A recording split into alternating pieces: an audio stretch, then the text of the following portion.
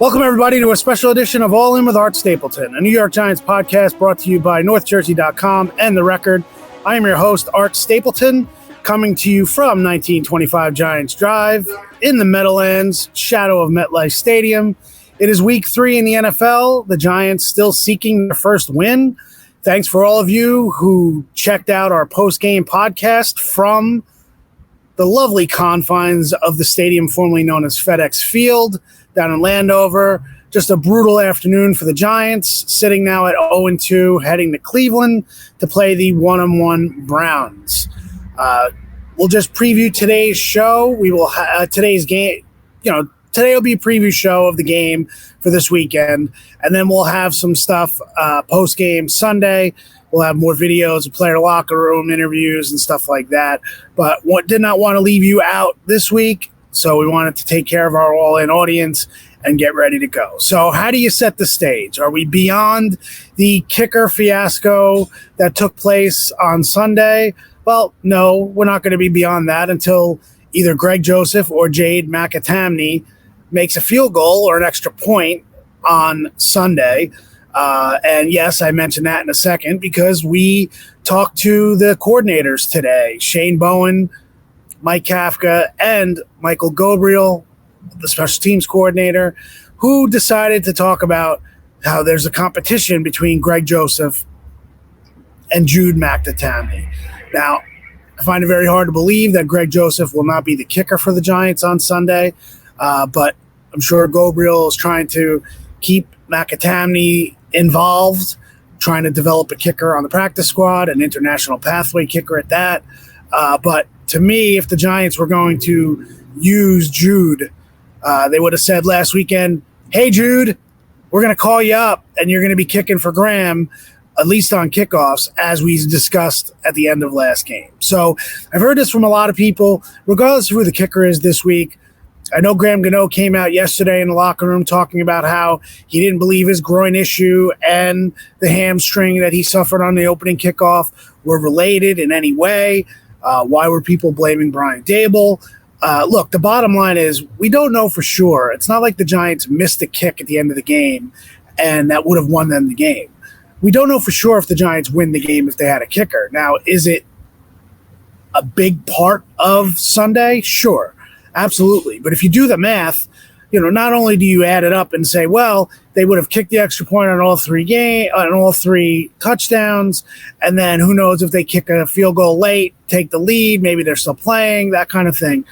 But what you also have to consider here, end of the first half, if they have Graham Gano, the Giants are taking points because they're getting the second half kickoff. They're likely not going for it on fourth down to have Daniel Jones throw the touchdown pass to Malik Neighbors, his first career touchdown, of course, and the Giants score before the half. So you got to keep those kind of things in mind when you're just blaming one thing for the loss. The reality is that, yes, the Giants left themselves open for significant criticism by not having the kicker situation fixed last week. And they paid for it. They paid for it nationally. They paid for it perception-wise. But the reality is that there are no guarantees that the Giants automatically win that game if Graham Gano is healthy or if they had another kicker, especially Jude McAtamney, who has yet to attempt a field goal in his pro career, was a kickoff specialist for Rutgers and is really just a developmental kicker who was essentially told by the coaching staff this summer, in order to be able to develop, don't worry about making and missing kicks. We don't want you to lose your confidence. We need to build you up. So you're going to thrust him into that situation last week. I think in that situation, like I said, the best play, if you were going to avoid what happened with Graham Gano, would have been to have McAtamney handle kickoffs, have Gano just handle the place kicking and move from there. One other thing on that before we move forward is the idea that Graham Gano said, just the idea of that he was booming them in pregame warmups. He had two parts of his pregame warmup. The first part did not go great. He looked uncomfortable out there. He was making the kicks, but he was wincing after kicks. He ends up going inside and watching from the press box with binoculars, several of us in the press box watching. It was actually the one good angle in that stadium to actually see action. And when Graham Gano went into the locker room, I tried not to jump to conclusions, but the feeling was he's not going to kick today, that he is just not comfortable enough.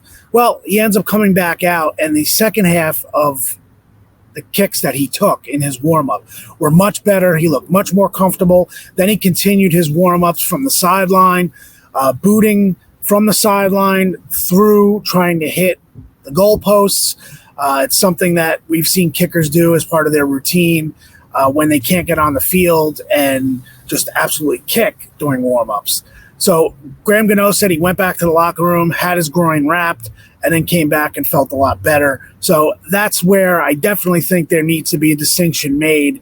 His early warm-ups were not great. His back half of his warm-ups, he was booming kicks. He ended up hitting a 59-yarder in warm-ups. So maybe the groin would have held up had he not had to turn around and chase Austin Eckler down on a kickoff that went for a touchdown but was not a touchdown because of a holding penalty. So that's where we're at. So that's the kicking situation. Hopefully we've addressed that. We will see Greg Joseph take over as kicker this week. If anything else happens from a kicking perspective this weekend, we'll be all over it in the postgame. So here we go.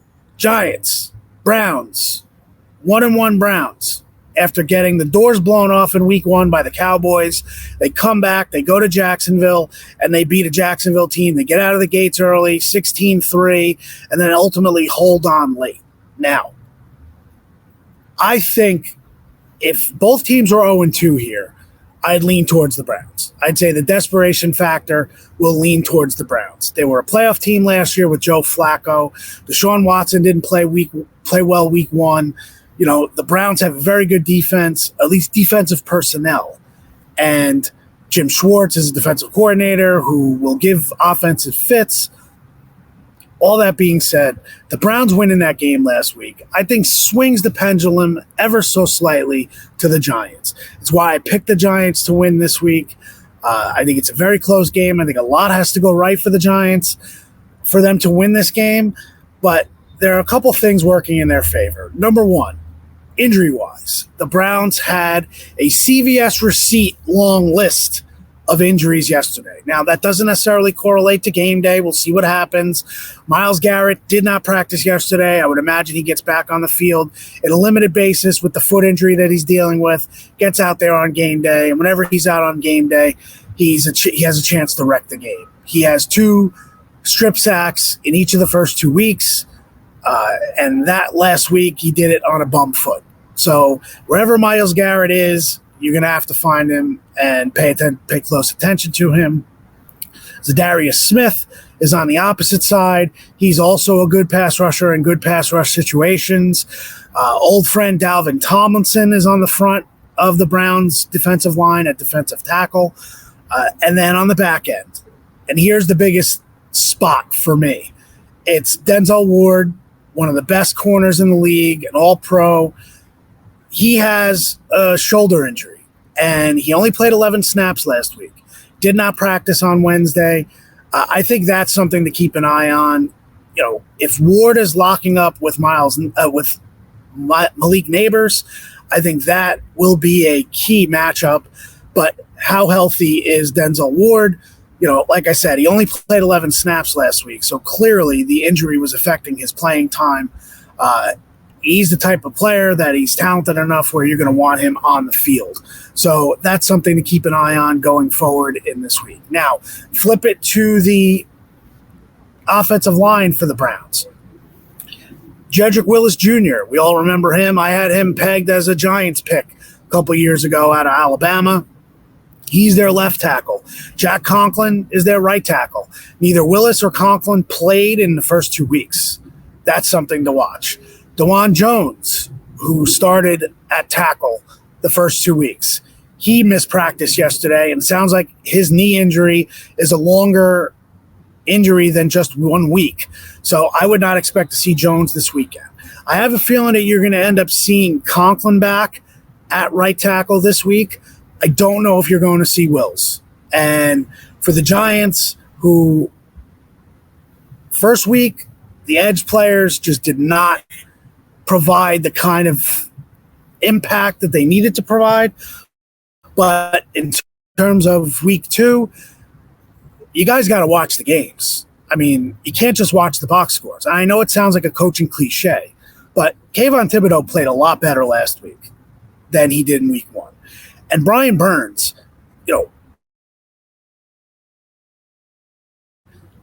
you talk about how a game may have had a different feel. Burns gets a sack, legit sack. They celebrate it. He and Dexter Lawrence doing the Spider-Man and got the sack. He sacked Deshaun Watson. It turned out to be a disputed holding call on Drew Phillips that got called for pulling down Zach Ertz. Zach Ertz set that up as a veteran, running through Drew Phillips at the line of scrimmage and then falling down to the ground. It's no flag. Redskins, the Commanders and Washington punt there. That's the only punt from midfield in the game. Doesn't happen. It's a big difference for the Giants to be able to go into that game in that spot, get a sack from Burns, and then get the ball back. But it didn't happen. So a lot's going to be more on the edge this week. I think that's important. And I think the defense, they've got to get after Deshaun Watson a little bit. It just has to happen. And the run defense, you can't let Foreman run all over you. You can't let guys who are not Nick Chubb, Jerome Fords of the world, do what they did to you last week. So, like I said, I mentioned Burns.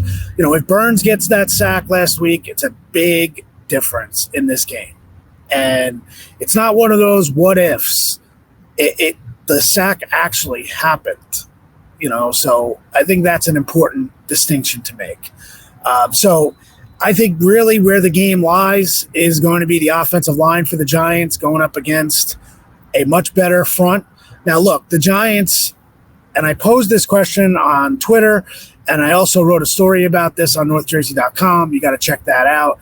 The idea is that if you went into this season and you got the offensive line performance that you've gotten the first 2 weeks, I think the Giants would sign up for that. Now, they wouldn't sign up for 0-2, and they wouldn't sign up for the quarterback play they got in week 1. But the reality is, if you knew the offensive line was going to play this way, you would think that you're going to win more games than lose. And I think this is going to be validation for this offensive line. Andrew Thomas getting to go up against Myles Garrett. A very interesting comment from Daniel Jones on Wednesday talking about Andrew Thomas, about how Myles Garrett is a player that can wreck the game anywhere. But we like the matchup with Andrew Thomas. I thought that was unprovoked and very interesting. That's the confidence that the Giants have in Andrew Thomas. So if you're Andrew Thomas and you want to be acknowledged as an all-pro, you do well anytime you're matched up against Myles Garrett. Now, Jim Schwartz, the defensive coordinator, is going to move Garrett up and down the line, trying to find his matchups. The best matchup will never be against Andrew Thomas. Jermaine Illuminor has also played well at right tackle. But what the Giants did against Washington, and it handcuffs your offense a little bit, is they kept the tight ends in, and they ran duo a lot of double teams in the run game. Devin Singletary played very well last week. I know you can't excuse the fumble. The fumble was a huge factor in the game. But overall, Singletary ran well. If you could run the ball like that every week, you'll take it if you're the Giants. So, to me, the big key will be on the interior. Now, do you get Daniel Jones from last week versus Daniel Jones from the week before? They weren't looking to take shots downfield. The Browns are very active in the middle. J.O.K. as a linebacker, liked him for the Giants a couple years ago. Did not happen. I know Joe Judge loved him coming out of Notre Dame. Grant Delpit, who was another player the Giants were eyeing, he's coming into his own for the Browns on the back end. Greg Newsome has actually played pretty well so far this year at corner. There was a time where I thought that the Browns might move on from Newsome in the offseason because he was unhappy with his contract. That's not happening. But I think overall, the Giants' offensive line will determine how this game goes and whether or not they can take control of this game early. If they fall behind 16-3, they're not winning this game. The Giants are in trouble. And I think that's a reality that they have to face. Now, the final thing would be going into this game with Brian Daboll. Questions he got after the game last week, the idea of, is he worried about his job security? This is a long season. And if you were making calls on Daboll's job security last year in October, you'll probably worry that he was going to follow along the lines of Ben McAdoo and Pat Shurmur and Joe Judge. But Daboll was able to keep this team and find a rhythm and win some games late. Yes, I know. There are fans who are there groaning again, saying, I can't believe we won a couple games and cost ourselves a chance at Jaden Daniels or Drake May. But the reality is that I think it's too early to talk about coaches losing their jobs and Brian Daboll all of a sudden forgetting how to coach because he was the coach of the year 2 years ago. They overachieved. Last year down the stretch to get to 6 wins, everything that the Giants did. I know people are tired of hearing me say that, but Daboll's coaching job last year, you can put up against his coaching job in year one. Sorry. So that's where we're at. I'm heading to Cleveland. If anything transpires between now and then, I'll hit you up with a pregame podcast. If not, Monday night, it'll either be 0-3 Giants or 1-2 Giants getting ready for Thursday and the Dallas Cowboys, which is an interesting wrinkle because the Cowboys, after their week 1 game against Cleveland, everybody thought they would be 2-0 going into this weekend against the Ravens. They are not. They were shellacked by the Saints. Now they got to face an 0-2 desperate Ravens team. So it's entirely possible that the Cowboys and the Giants go into that game 1-2, 0-3, or 1-2, 1-2. Thursday night football. Tonight, it's Jets-Patriots at MetLife. Next Thursday, it's Giants-Cowboys. So, as always, thanks for being all in. Appreciate you following our coverage. As always, we are all in with the Giants. 0-2. See what they can do on Sunday. Always appreciate you watching and listening. Keep those YouTube numbers going up. Much appreciated. For producer Paul Wood, I'm Art Stapleton. We'll catch you over the weekend in Cleveland.